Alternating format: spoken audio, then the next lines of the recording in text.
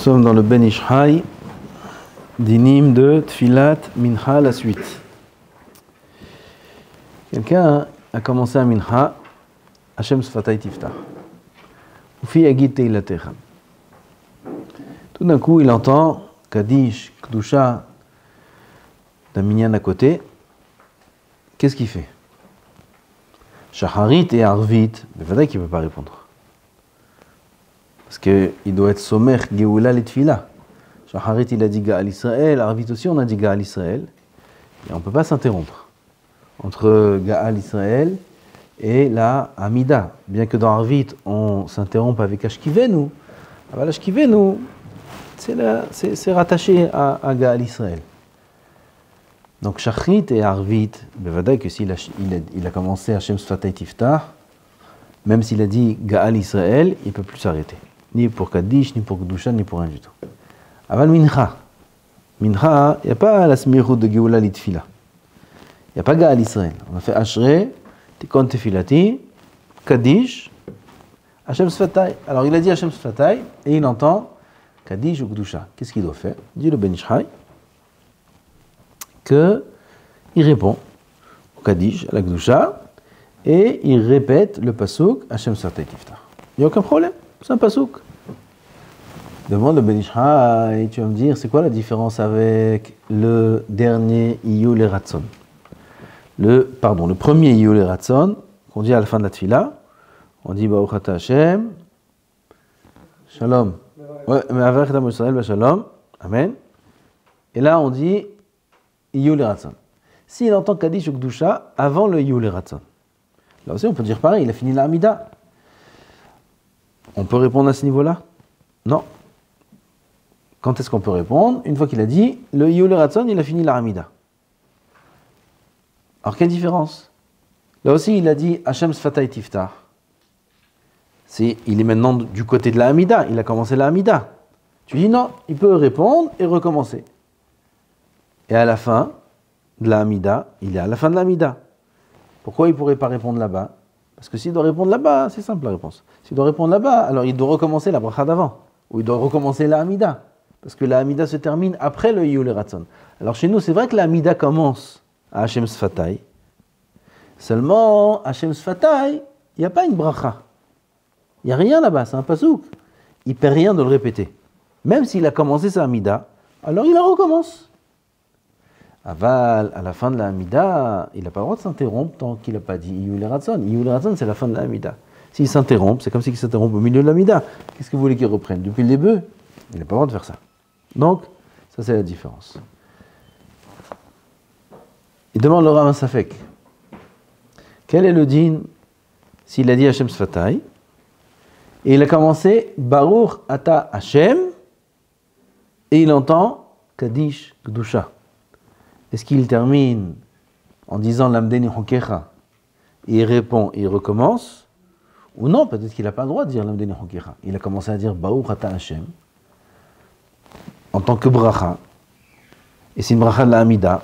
Il ne peut pas maintenant changer le but de cette bracha-là en pasouk. Alors qu'est-ce qu'il fait? Vous avez compris la question? Ah, Jonathan, t'es là? Alors? Réponse? Il n'y en a pas. Même le Ben Ishraï dit, jusqu'à maintenant, il a encore un safek. Comme ça, il dit, Adain lo nitpashet etzlenu safek ze. On n'a pas tranché encore ce safek, le Ben Ishraï reste safek. J'ai pas le livre du Rav Ovadia. Hein? Alichot Olam, je ne l'ai pas, il doit être ici. Ouais, il doit être ici, je ne l'ai pas, donc on ne sait pas ce qu'il dit Rav Ovadia à ce niveau, mais le Rav Ovadia, il tranche tout, le Rav Ovadia. Amen, comme ça on voit ce qu'il dit. Est-ce qu'il parle de ce cas-là? On continue en attendant. Il y a des choses qui sont interdites de faire avant Mincha Aleph.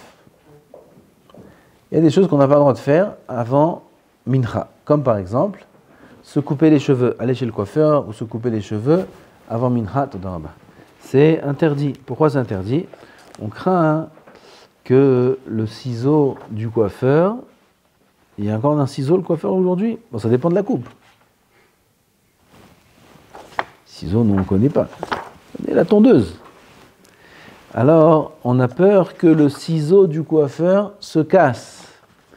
Et si le ciseau du coiffeur se casse et qu'il a coupé que la moitié de la tête, des cheveux de la tête, oui, alors c'est un problème. Parce que comment il va aller à la synagogue avec une demi-coupe? On craint qu'il perde la tfila de mincha à cause de cela. Et c'est pour ça que c'est interdit de se couper les cheveux avant mincha. Quand on parle de mincha, on parle de la 6e heure et demie de la journée, une demi-heure après Hatzot, jusqu'à la Shkia. Ça, c'est mincha. Mincha, ça veut dire tout l'après-midi. Puisque tout l'après-midi, c'est le zman de mincha. Donc quand on dit, on va voir pas mal d'halachot là, qui sont des choses qui sont interdites de faire avant mincha. Quand on parle de faire avant mincha, c'est pas si on a mincha à 4 heures, c'est interdit de faire avant 4 heures. Non. Si on a déjà fait mincha, il n'y a pas de problème. Mais c'est tout le temps où on peut faire mincha. C'est-à-dire, depuis une demi-heure après Chatzot, aujourd'hui c'est 11h30 Chatzot, midi à peu près, de midi jusqu'à la Shkia, jusqu'à 5h du soir. Assourd de se couper les cheveux. Dit le Ben Ish Chai, aujourd'hui les coiffeurs, ils n'ont pas un ciseau comme à l'époque, ils en ont plusieurs. Donc, il y a sur qui s'appuyer aujourd'hui si jamais les gens vont chez le coiffeur, ou ils ont une tondeuse, des choses comme ça, il y a quel pécoudé. Alors il n'y a pas de problème. Avali dit le Ben Ish Chai, de toute façon, Alpisod, on sait très bien qu'il ne faut pas se couper les cheveux après Hatzot, mais seulement avant Hatzot, d'après la Kabbalah. Ça c'est toute la semaine, toute l'année. Il ne faut pas se couper les cheveux le soir. Ça, c'est interdit. Après le sod, ben c'est interdit. Et même dans la journée, il faudrait éviter seulement avant Hatzot. Se couper les ongles le soir un peu. Les ongles le soir, il n'y a aucun problème. Même se couper les ongles des mains et des pieds en même temps, il y en a aussi qui disent que c'est un problème. Hein? Il y en a qui disent non. Il n'y a pas de problème, comme ça j'ai entendu du Rav Sharaban, il y a un grand posek d'aujourd'hui. Il a dit qu'il a cherché la source des ongles du soir et des ongles des mains et des pieds le même jour. Il n'a pas trouvé de source à ça, j'ai entendu il y a 25 ans. Tov, on va pas perdre de temps maintenant, on va trouver ça dans la suite. Donc on a dit le coiffeur, se couper les cheveux en mincha, c'est permis. Pareil pour aller au bain. À l'époque, il n'y avait pas la douche à la maison, il y avait le Bet Amerhatz. Le Bet Amerhatz à l'époque, c'est comme on va dire le hammam aujourd'hui. C'est une grosse affaire. Pas la douche de 5 minutes. Et on rentre, prendre le bain là-bas au Merhatz. Ça assure aussi de faire ça avant Mincha, de peur qu'il s'oublie là-bas et qu'il perde la tfila de Mincha. Il dit le Ben Ish Chai, il y en a qui le font chez eux à Bagdad. Même après Mincha Ktana, ça veut dire que c'est beaucoup plus proche de la fin du Zman de Mincha. Mincha Ktana, il ne reste pas beaucoup avant la Shkia. Et quand même personne ne les en empêche, il dit le Rav, ils ont sur qui s'appuyer. Tout ça, c'est pas très d'actualité parce qu'on n'a pas aujourd'hui vraiment le Merhatz de nos jours. Si ce n'est le hammam. Hammam, tout ça. Vada qu'il ne faut pas aller au hammam avant Mincha. Seouda, aussi c'est assourd. C'est assourd de faire une Seouda avant Mincha. Dans le Zman, on peut faire Mincha. Ça, c'est très fréquent. Quand on parle de Seouda, c'est manger à motzi ou même manger plus de kabetza de mezonot. Ça s'appelle aussi Seouda. Et ça, c'est assourd avant de prier Mincha. C'est-à-dire, depuis midi jusqu'à 5h de l'après-midi, c'est assourd de manger une Seouda. Seouda, c'est quoi encore une fois? Kazaï de pain, kabetza, ou de pain ou de mezonot. C'est assourd. Tu vas manger 3-4 rogalach comme ça dans l'après-midi, assourd. Pourquoi? Tu n'as pas fait mincha, c'est Seouda. On craint qu'un homme il se laisse aller, il va manger et il va s'oublier. Il n'y a pas de Seouda comme ça aujourd'hui, mais comme ça, ils ont dit. Qu'est-ce qu'on fait? Le chômer. D'accord? Il faut un chômer. Aujourd'hui, on a le téléphone. Kacher, qu'est-ce qu'il a dit le Rav? Ouais, vous avez entendu Rav Tzadka? Ça ne fait pas trembler les entrailles, ils ont tremblé. Comment il a parlé, non?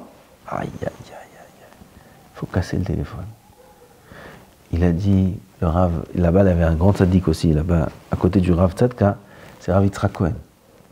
Rav Yitzhak Cohen, Bélio, il prie chez lui toujours, il a à Shmuel Hanavi, c'est un grand tzaddik, Rav Yitzhak Cohen. C'est un grand tzaddik de la génération. Mamash, Kodesh Kodashim, ce Rav. Et après, il était là-bas, et après, quand ils ont fait Mincha, il a reparlé de ce qu'il a dit, le Rav Tzadka, et il a dit, comme ça il a dit, je vous répète les mots qu'il a dit. Celui qui casse son téléphone, Ani mavtiach lo olam haba. Vous avez entendu? Ani mavtiach lo olam haba. Je lui promets le olam haba, comme ça il a dit. Je lui promets le olam haba, celui qui casse son téléphone. On a envie d'en acheter un pour le casser. Ça marche pas, ça sert à rien. Il m'a raconté là, Rabbi Eliyahu, qu'il y avait un bachour yeshiva qui avait un téléphone et un jour, je me rappelle pas tous les détails, il était très tard, 1h du matin, et le Rav, il le voit ce bachour là en train de pleurer. Il dit pourquoi tu pleures? C'était dans la pnimia là-bas de la yeshiva. Il dit pourquoi tu pleures? Il dit non Rav, non, pourquoi tu pleures? Dis-moi, je veux t'aider, pourquoi tu pleures? Non. Alors il a insisté. Il a sorti de sa poche son téléphone. Il dit Godrav, j'étudie plus de tfilot, plus de mitzvot, plus rien du tout. Il reste 18 heures par jour sur le téléphone. 18 heures. Alors il a dit donne-moi, je vais t'aider, donne-moi, je vais te donner un coup de main. Il a pris le téléphone, il dit on le casse, tu acceptes? Il a dit d'accord. Alors on ne pouvait pas faire du bruit, il y avait des barouins qui dormaient.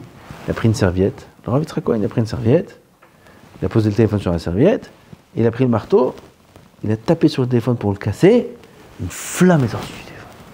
Une flamme, une grande flamme. Et tu vois, ça c'est comme ce qu'a dit la Gemara sur Rabbi Amram Hassida. Vous connaissez la Gemara sur Amram Hassida dans Kiddushin? Qui a pris l'échelle, tout le monde connaît cette histoire. Il a pris l'échelle pour faire une avera. Une échelle qu'il fallait 10 personnes pour la porter, il l'a portée tout seul. Il a pris l'échelle, il a commencé à monter, et presque il va faire Rav Amram Hassida. Et il a crié là-bas, Noura be Amram, Noura be Amram. Le feu dans la maison de Amram, le feu, il a crié au feu. Il savait qu'en criant au feu, tous ses élèves vont rentrer chez lui. Il savait qu'il allait subir une honte terrible. Terrible! Et c'est ce qu'il a subi. Il dit, Rabbeinu, ils lui ont dit ses élèves, comment on te voit comme ça? Il moutavli, que vous me voyez avoir honte dans le Olam Hazé, plutôt que vous me voyez avoir honte dans le Olam Haba. Dans le Olam Haba, il n'y a pas à se sauver de la honte et elle est éternelle. Dans le Olam Hazé, ça passe. À la fin, on meurt. À la fin, on oublie. Quelle épreuve, quelle épreuve. Alors la Gemara raconte que quand il a fait ça, du feu est sorti de lui. Du feu! C'est quoi ce feu-là? C'est Yetzara qui était rentré mamache en lui. C'est pas une petite épreuve. Le Yetzara, pour faire fauter Rav Amram Hassida, vous vous rendez compte que la Gemara l'appelle Hassida? Vous vous rendez compte ce que ça veut dire Hassida? Hassida, ça veut dire qu'il était tahor, comme Malach Elohim il était. Mais Vaddaï qu'il avait pas une pensée dans l'esprit, pas une fois il a fauté dans il est parti être podé des jeunes filles, il les a mis sous. Ça veut dire qu'il est kadosh mais haute pour faire une chose pareille. Et là, etc., même ces gens-là, il peut le faire tomber. Comment il rentre en eux, comme du feu. Et il est sorti comme du feu. Pareil ce téléphone là, ce téléphone. Ah, du feu il y a dedans. Il a tapé le Rav Yitzhak Cohen, du feu est sorti. Il y en a d'autres qui m'ont raconté aussi. Ils ont cassé une flamme. Cet élève-là, ce Bahour, depuis Ita'ala, c'est devenu aujourd'hui, c'est devenu dans cette yeshiva où il est, le meilleur de la yeshiva, il a écrit des kuntresim sur plusieurs Gemarot du chasse. Ce Bahour-là qui passait 18 heures sur le téléphone. Hachem sait qu'est-ce qu'il faisait avec ces 18 heures là-bas. Il est devenu un Talmid Chacham Atzum qui aujourd'hui écrit des kuntresim sur les masertot du chasse. vous rendez compte? Combien il est fort le Yetzirah? Comment il travaille dur le Yetzirah? Aziala Rabotai. Il faut casser le téléphone. Quand je dis le téléphone du Ben Ishraï, c'est un téléphone kasher avec l'horloge. L'horloge du téléphone kasher, là-bas, on peut mettre une alarme dans tous les téléphones aujourd'hui. Ça peut servir de chômeur. Je n'ai pas étudié bien ce din-là. Est-ce que mamash, ça prend effet de chômeur? Est-ce que tous les poskim sont d'accord? Est-ce que c'est marloquette? Pas marloquette? J'ai pas vu ce din-là. J'ai vu juste que les poskim, ils amènent ça comme option, de mettre une alarme. Ça remplace vraiment un chômeur? A priori, oui. A priori, oui. Donc, on a aujourd'hui cette solution du chômeur de mettre le téléphone et on peut mettre même le nom de l'alarme. Ça veut dire l'alarme, elle sonne. Il dit, pourquoi tu sonnes? Il t'écrit pourquoi? Minha. Tu écris minha. Minha, c'est bon, tu as compris qu'il faut faire minha. Alors ça peut marcher en tant que chômeur pour cette halakha-là de permettre de manger avant minha. Ici, à la yeshiva, vous mangez avant... mangez maintenant, après. Maintenant, en ce moment. Mais on va reprendre, j'espère, la semaine prochaine, on reprend minha à 3h30, parce que dur, le seder bête. Déjà, avec minha, c'est dur. Alors, sans minha, Alors, on reprendra. Alors, en attendant, alors, celui qui mange un motzi, ou qui mange du mésonote, alors qu'ils mettent une alarme où là-bas on lui rappelle la tfila de minha. On est tous toujours ensemble presque. Si une seule personne dans le réveil, ça suffit pour tout le monde, ou il faut que chacun mette un réveil? Une seule personne, il faut qu'il soit une seule personne, ça peut marcher en tant que chômeur. Oui, voilà, tu as commencé à casser. Oh là, là-bas. Ah ben, c'est pas ce téléphone-là qu'il faut casser. Qu'est-ce que je dis? Est-ce qu'il faut qu'il soit là? Oui, il faut qu'il soit là à la prière de Mincha. Si on sait que cette personne-là, il est là avec eux juste pour le repas, et il part après le repas. Et ça s'appelle pas un chômeur. Il est toujours là, même un seul réveil, je parle pour le téléphone. Oui. Et après lui, il est chômeur pour tout le monde? Il n'a rien à voir. S'il est avec eux, il peut. J'ai entendu quelque chose que s'il prit une heure fixe. J'ai pas étudié cette souga bien. Moi aussi j'ai entendu ça. Mais ça suffit pas d'entendre. Il faut apprendre. Alors il faut voir ces dynimes-là. Ce que je sais pas, je sais pas. On est dans les dynimes maintenant de Tfilat Arvit. Si tu veux voir avec nous, c'est Parashat Pekoudé. On n'a pas les mêmes pages. Parashat Pekoudé, c'est les dynimes de Tfilat Arvit. Au début, le Ben Ishraï, il parle de Kabbalah. Il parle du pasouk de Veu Rahum, qu'on dit Veu Rahum Yichaper Avon. Il dit ce pasouk-là, Veu Rahum. Il est dit pourquoi? Il est dit pour la Chni'at Adinim, la nuit. La nuit, c'est le moment de la Shlita des dinim. Les dinim s'éveillent la nuit. Ve'emunatra balelot, il faut de la emuna la nuit. La nuit, ça représente les dinim. Et à plus forte raison, au début de la nuit. Parce qu'au début de la nuit, c'est l'éveil fort des dynimes. Le début de la nuit, c'est les dynimes les plus forts. Après, Hatzot, c'est autre chose. Mais au début, c'est fort. Et la Tfilat Arvit, c'est au début de la nuit. Alors, comme on rentre maintenant dans la Gvura, dans les dynimes, alors on dit ce pasouk-là, Veu Rahum. Veu Rahum, Kadosh Baruch Hu Rahamim, Yichaper Avon, Velo Yashhid, Virba Lashivapo, Velo Ya'ir Kol Hamato. Il ne va pas éveiller toute sa colère, c'est-à-dire tous ses dynimes. Adonai Yoshia, Melchem. Ça, c'est Veu Rahum. Il dit pas mal de remazim ici, des gematriot, tout ça, c'est de la Kabbalah.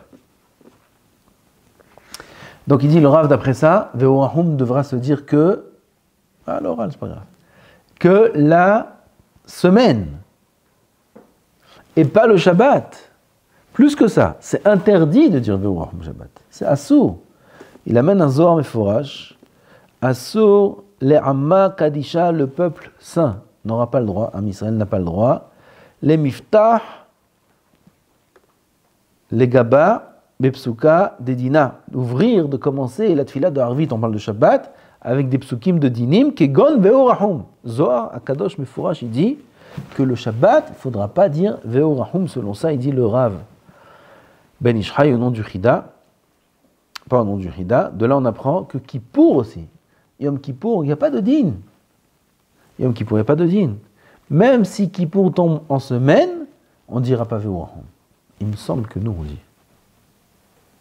Hein, dans les Sidourim, dans les Mahzourim de Kippour, il y a écrit Ve'urahum. Il faut voir dans le Yosef Rai, qui dit de ne pas dire là-bas. Si mes souvenirs sont bons, même Kippour qui tombe Shabbat, là-bas une grande marloquette. Est-ce qu'on dit Ve'urahum, on ne dit pas Ve'urahum? Il me semble que le minag est de dire Ve'urahum, même Kippour qui tombe Shabbat. Alors là, c'est tarter les Gréouta, tarter les Tivouta. Gam Kippour, Gam Shabbat. Shabbat seul, on ne dit pas Ve'urahum. Kippour seul, on ne dit pas Ve'urahum. Parce que Kippour et Shabbat, c'est qu'on dit pas Ve'urahum.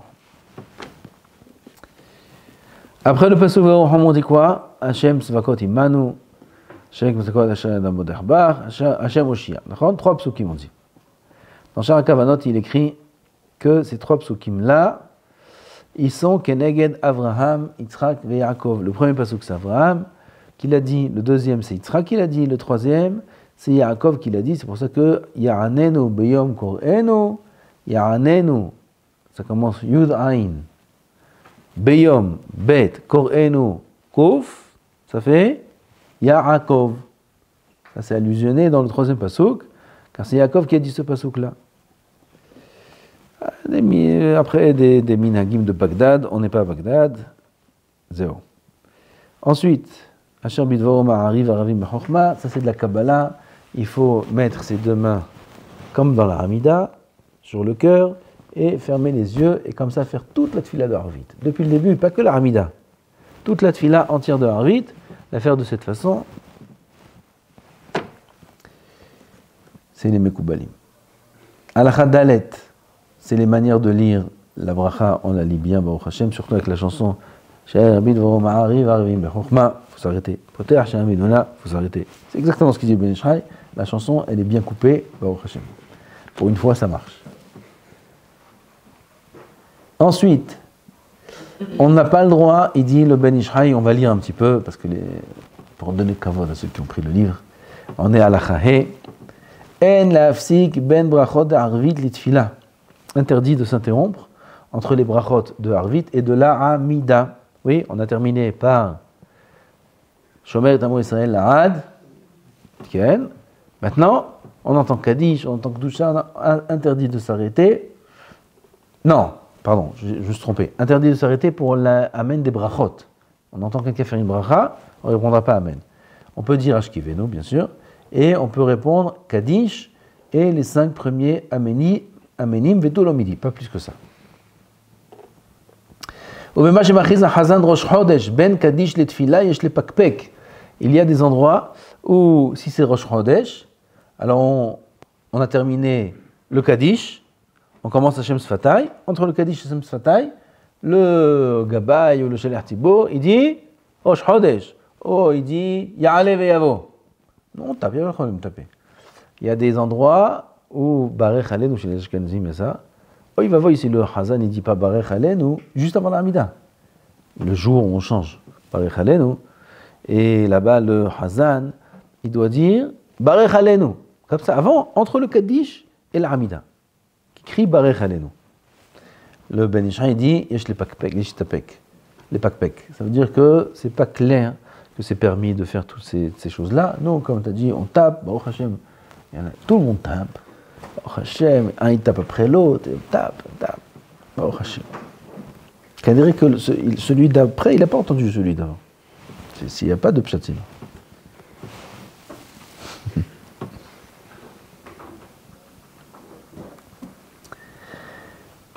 Tov.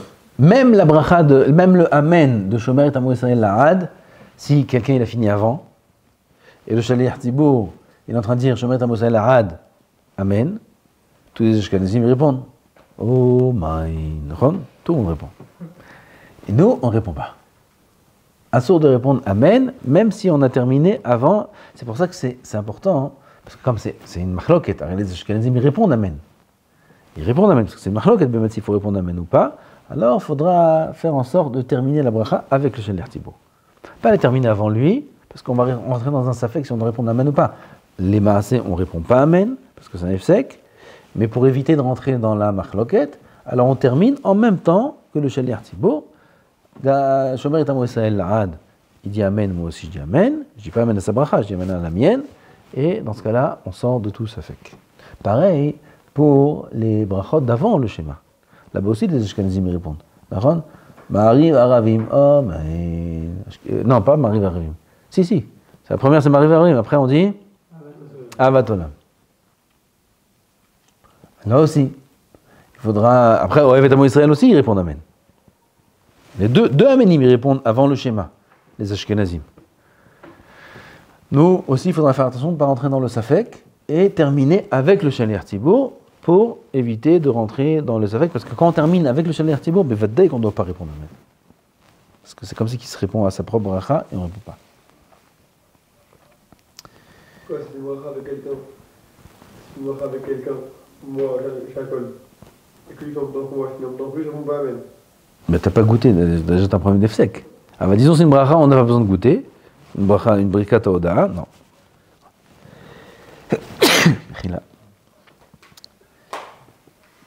La bracha sur les éclairs, sur le tonnerre, des choses comme ça. On termine en même temps, on ne répond pas. Non. Encore une bracha.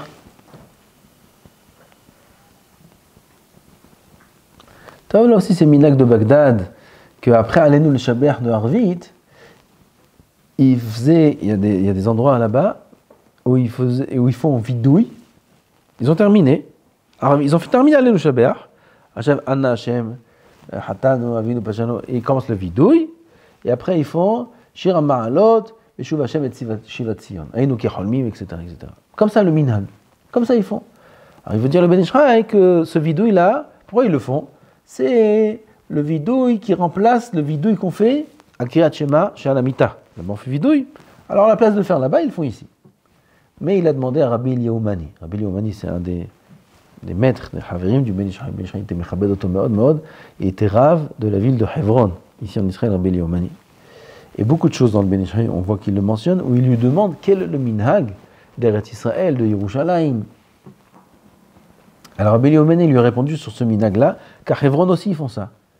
À Hebron, ils faisaient le vidouille et aussi Shir HaMa'alot Beshuv Hashem, après Aleinu le Shabbat de Harvit. Et il a vérifié pourquoi ce minhag-là. Il s'est avéré que à Hebron, avant Rabbi Eliyahu Mani, beaucoup d'années avant, il y avait un rave qui venait de la ville de Saloniki. Comment on dit en français Saloniki? Salonique? C'est quel pays ça? Grèce. Là-bas, il y avait beaucoup de chachamim là-bas. Et ce rave-là, il venait de la ville de Saloniki et il est devenu rave de Hebron. Et qu'est-ce qui s'est passé à Salonique? Là-bas, il y avait une magefa. Il y avait des choses terribles qui se sont passées là-bas et beaucoup de gens ils quittaient ce monde-là. Et est venu en rêve à ce rave, on est venu en rêve pour lui dire que s'ils veulent annuler cette xéra-là, qu'ils fassent ça. Qu'après la tfila de Harvit, après les Noulé Shabbat, qu'ils se fassent vidouille et Shir la Ma'alot, Beshuv Hashem, ces deux choses-là, et Bezat Hashem, la xéra va s'annuler. Mais même comme ça, il y a eu. Et quand ce rave-là de Salonique, il est devenu rave à Hebron, il a instauré ce minhag-là qu'ils ont fait eux là-bas, aussi à Hebron. Et depuis, ils l'ont fait, et c'est parti même jusqu'à Bagdad. Et voilà la raison de ce minhag-là, pourquoi ils ont fait ça, mais ça n'a pas une force d'alacha. Adkan, od alacha. Allez, od alacha, comme ça après, on va parler du sommeil, de Kriyat Shema Shalamita, la semaine prochaine. Be'ezrat Hashem Yitbarach, Beli Neder. Dit le Ben Ish Chai, d'après la Kabbalah, il faut faire attention à ça. En likro mikra balelot shel hol. Il ne faut pas lire de psukim mikra, c'est tout ce qui est le Tanakh, Torah, Nevi'im, Ktuvim. Il ne faut pas lire le Tanakh la nuit, les nuits de la semaine. Pour exclure Shabbat. Shabbat, il n'y a pas de problème. Mais en tout cas, toutes les nuits de la semaine, il ne faut pas lire des psukim du Tanakh. D'un mikra, be'asiya, be'alayla, be'hinad asiya. Mikra, dans leur lamot, c'est asiya. Et la nuit, c'est Asiya. Alors, Asiya, déjà, c'est le dernier des mondes, c'est la dernière des sphirotes, c'est tout en bas, c'est la Gvura, c'est des gvurot. Alors si on va faire 2 actions de gvurot, comme se couper les cheveux pendant le Homer. Le Homer, c'est dinim. Les cheveux, c'est dinim. Dinim avec dinim, ça colle pas. Alors pareil ici. Mikra, c'est din. La nuit, c'est din. La nuit, mikra, ça colle pas. Donc il faut éviter de lire le mikra, les psukim, la nuit. Non, si c'est pour la Gemara. Non, même plus que ça encore, s'il étudie les psukim. S'il lit les psukim pour les étudier, alors dans ce cas-là aussi, il n'y a pas de problème. Kol sheken, s'il lit les psukim dans une autre langue. Il prend le... Comment il s'appelle? Munk. Hein? Comment il s'appelle ce rap? Munk? Non, vous savez pas? Ça n'existe plus. Eli Munk, Munk. Hein? Hein? Munk, non, le bleu là. Ça n'existe plus, ça y est. Le traduit, le chumash traduit en français. Non, ça c'est moderne. Alors, il prend ça. Avant tous les Français, ils lisaient ça. Il y en a un vendredi soir, à table, yallah. Toute la paracha en français. Tout le monde veut se sauver, tout le monde veut mourir. Là, qu'est-ce qu'il veut? Il y a paracha en français. En plus, les mots là-bas, mais en hébreu, tu comprends plus que ce qu'il y a écrit. Il te traduit des mots, tu comprends rien. Tu sais même pas d'où il a sorti ces mots. Je crois que c'est lui qui les a inventés. D'où il a sorti des mots comme ça, des traductions pareilles. Je sais pas d'où il a sorti des mots comme ça. Tu sais même pas que ça existe, des mots pareils. Ah là, oh, il va voir celui qui bouge. C'est Rondek Shabbat. À Kol Panim, ce livre-là, la paracha traduit en français, il n'y a aucun problème. C'est-à-dire, le Mikra traduit, il n'y a pas de problème. Vous avez ici, oh Hachem, le Navi, tout le Navi, il est traduit. C'est très très bien ça d'ailleurs. C'est bien de lire même, on traduit, c'est pas grave. Au moins de connaître l'histoire du Navi. Il n'y a pas de problème de lire ça en français, Shmuel, Shoftim, Yoshua. Aucun problème de lire ça en français. Melachim, c'est très très beau Melachim. Il faut lire Melachim, c'est très très beau. C'est toute l'histoire de David Ameler, de Shlomo Ameler, des guerres, magnifique. Melachim, Aleph, Bet. Alors en français, il n'y a aucun problème de lire ça. En Lachon, comme c'est écrit Lachon HaKodesh, ça, il faut éviter la nuit. Il dit le Ben Ishraï, quelqu'un qui ne sait pas, lire, il ne sait rien. Il sait que lire le Chumash. Qu'est-ce qu'il va faire? Bitul Torah? C'est écrit qu'ils autorisent le Chida, il me semble. Ils l'autorisent, au lieu d'être Batel, qu'ils ne soient pas Yoshev Batel, alors il autorise. Aval le Ben Ishraï dit, s'il sait lire Ezeo Mekoman, des textes de la Tfila de Shacharit, il sait lire que ça. Des textes de la Tfila de Shachrit. Toute la Tfila de Shachrit, la majorité, c'est des psukim. Donc il n'y a pas grand-chose. Il y a l'Amida, il va lire l'Amida. Aval avant, Odu aussi c'est des psukim, c'est un problème. Avant Odu, il y a Ezeo Mekoman, c'est des Mishnayot. S'il sait lire Ezeo Mekoman, qui lit Ezeo Mekoman? Combien de temps ça prend Ezeo Mekoman? 5 minutes. Qui répète sans arrêt. Regardez combien chaque juif est obligé d'étudier la Torah. Chaque juif est obligé. Je ne sais pas étudier la Gemara, je ne sais pas étudier Shara. Les hommes, comment tu sais lire? En boucle. Viens là, lis, répète. Les hommes, comment tu sais lire?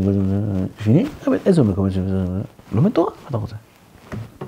On m'a dit là, le hiyuv d'étudier la Torah. Comme c'est dit le Ben Ishraï. Donc, on aura droit à aussi ici au dit au nom du Hida, qui dit au nom du Rashash, qu'il y a les Teilim après Hatzot, c'est autorisé. Teilim après Hatzot, il n'y a pas de problème. Pareil, donc tout ça c'est les jours de la semaine, sauf le Shabbat, vendredi soir, on a le droit de lire là-bas, on n'aura pas le droit de lire le Targum, ça c'est autre chose, c'est pour ça que vendredi soir, nous, les Sfaradim, on ne fait pas Shnei Mikra v'Targum. Les Ashkenazim, ils font.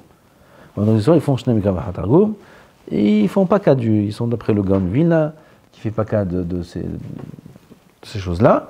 Ah ben nous, on n'est pas comme ça. Nous, on fait attention à Oraot Rabbeinu Hari, Kibalno Oraot Maran, Kibalno Oraot Rabbeinu Hari, et on fait attention à ce que Rabbeinu Hari dit. On ne lit pas Shnei Mikra, on peut lire. Ah ben les Hatargum, non. Le Targum, on ne lit pas vendredi soir. Jeudi soir, on peut lire le Mikra. Jeudi soir. Pourquoi?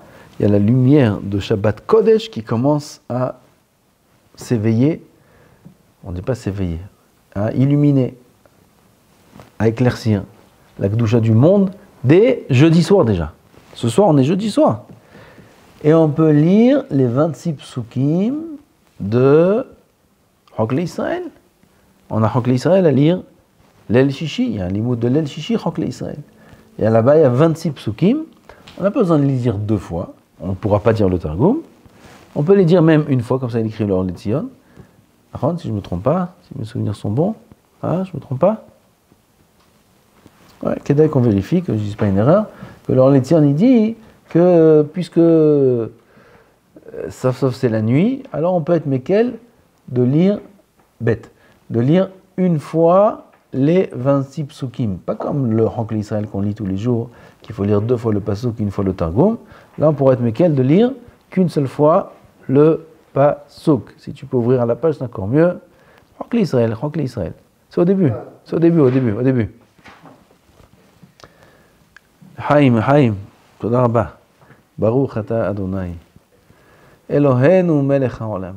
Shehakol niya bidvaro. Amen.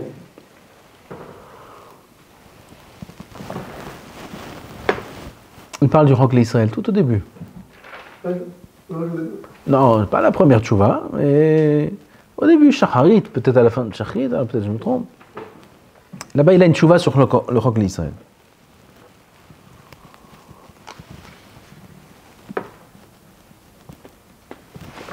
Les nuits de Rosh Chodesh, c'est comme les nuits de Chol. Ça ne permet pas de lire le Mikra. Chol HaMoed, il n'y a pas écrit. Bonne question. Bonne question, il n'y a pas écrit Chol HaMoed.